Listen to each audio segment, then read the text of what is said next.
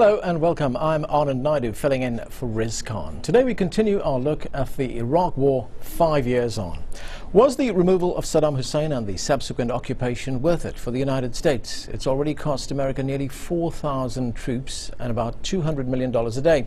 For Iraqis, the death toll ranges anywhere from just under 90,000 to over 1.5 million people. On today's show, we talk with former U.S. Assistant Secretary of Defense Richard Perle. Don't forget, we also take your calls on the show. You can reach us there at the numbers at the bottom of your screen. Joining me now is Richard Perle, a resident fellow at the American Enterprise Institute. Mr. Perle, welcome to the show. Thank you.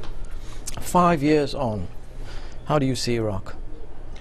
Well, I think it's improving since the change in policy that's often referred to as the surge, which is more than just sending a few thousand additional troops. It's a whole change in the approach to the situation, and one that appears to be working reasonably well. It's been a very difficult 5 years, obviously, and the insurgency that was not anticipated as it in fact developed has claimed a great many lives, innocent lives mostly. People have been killed in order to try to terrorize them and to drive the United States out. After all of that, it's 5 years later, and Saddam Hussein is no longer ruling that country brutally, sadistically, as he once did. And the Iraqi people have shown extraordinary courage in standing up and expressing themselves at the ballot box, and frankly in putting up with the tremendously difficult situation they faced. And I think they're now coming out of it. When you say the surge, I mean, a lot of the reduction in the level of violence is also can be attributed to the fact that many of the Sunni militias are now on the side of the United States, these so-called awakening councils. That's one thing. The other is that Muqtada al-Sadr is still holding to a ceasefire, so that has contributed quite a bit to that. I certainly agree with that. The change in the attitude of the traditional Sunni leadership has been crucial to this.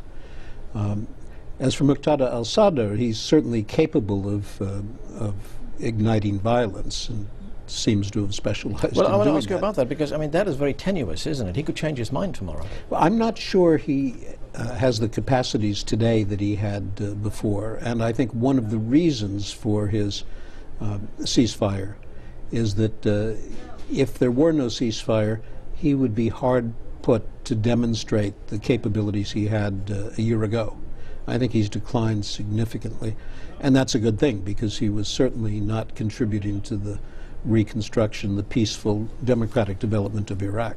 What about the political changes that the United States wanted in Iraq? The government in Iraq, the political institutions in Iraq have not lived up to that, have they?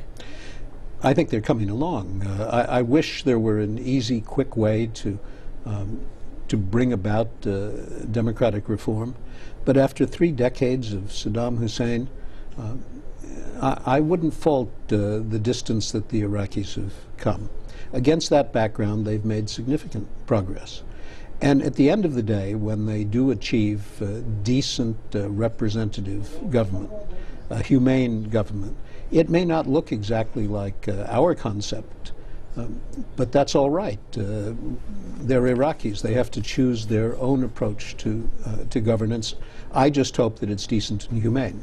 It may not be all right for Iraqis on the ground. I mean, there is a deep level of hostility between Sunnis and Shias, which actually didn't really exist at that level under Saddam Hussein. It does exist now. Well, under Saddam Hussein, of course, the Shia were brutally repressed and had really no opportunity to express themselves. A lot of what we've seen, I think, is payback for that period in which the Shia were so seriously oppressed. And some of the violence from the Sunni side has come from Sunnis who actually enjoyed being in the position of the oppressor and are very unhappy with what has now happened, because Iraq now more or less has begun to reflect the distribution of population, and it is a majority Shia country.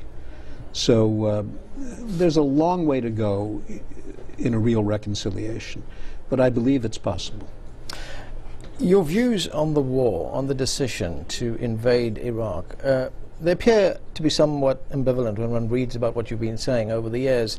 Initially, you were a strong supporter of that, but I'm looking at an article that was in Vanity Fair, and I'm going to quote from it here, in which you said, "I think if I had been Delphic and had seen where we are today, and people had said, should we go into Iraq, I think I probably would have said no.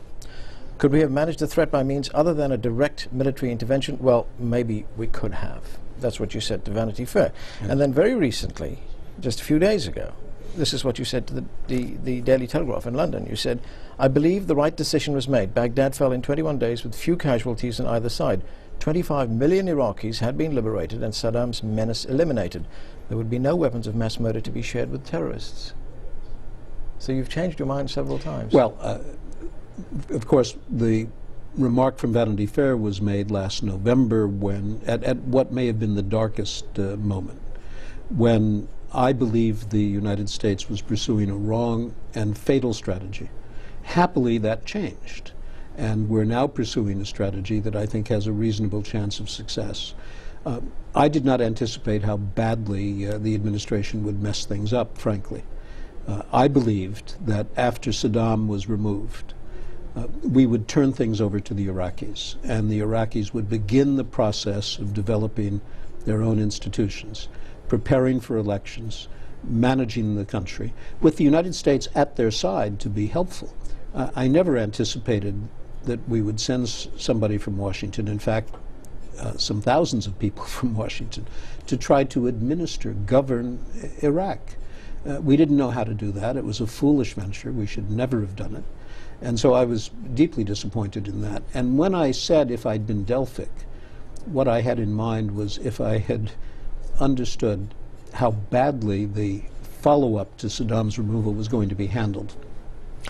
When you say a reasonable chance of success, even now, how do you measure that? At what point could you say, for instance, U.S. troops could start returning to the United States? Well, I don't measure success by the return of U.S. troops. I know that's just one measure, but I'm wondering how you a lot of people do. We still have troops in Germany. Long time after World War II. But they're not playing the same role. They're not playing the same role, and so I think that's very important. If American troops were still essential to maintaining security 5 years from now, that would not be very successful. So the handover has to take place, but I believe there is a role for the United States in an improving situation, which is very different from the role that we played before the surge, and even different from the role that we've been playing since the surge.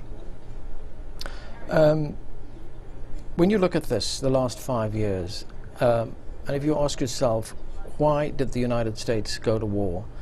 Were there any specific aims that the United States had in mind, and have those aims been achieved? Yes. There were very clear aims in mind. One has to go back sort of psychologically to September 11, 2001. The administration looks around and says, my God, what might happen next? And the fear that seized senior officials of the administration, from the president on down, was the possibility of another attack, this time with chemical or biological weapons, or even nuclear weapons or nuclear materials. And so the administration asked itself, could this happen? And if so, who is capable of doing it? And they made up a list. And Saddam Hussein was on that list because he was believed to possess stockpiles of weapons of mass destruction. And he was known for sure to have created them in the past and actually to have used them.